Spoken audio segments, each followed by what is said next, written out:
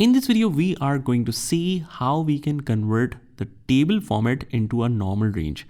So you might have noticed that even if we try to change any of the format in the complete sheet, it doesn't change it for the table.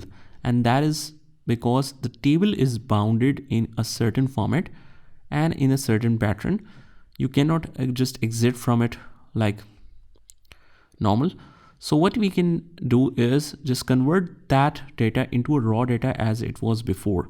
So it's a very simple process. What you need to do is just click on this table menu right here at the top, whatever is the table name you have kept, doesn't matter. Click on the table menu and you just click on revert to unformatted data. Now, a lot of online tutorials, you will see different methods, like you just need to clear the colors, you just need to clear the table, but it doesn't change or remove the functions that is attached to the table format because there are many functions attached to it. So if you want to remove that altogether, what we need to do is just click here and click on revert to unformatted data. I hope you found this video helpful, and if you did, hit the like button and subscribe to our channel, and I will see you in the next one.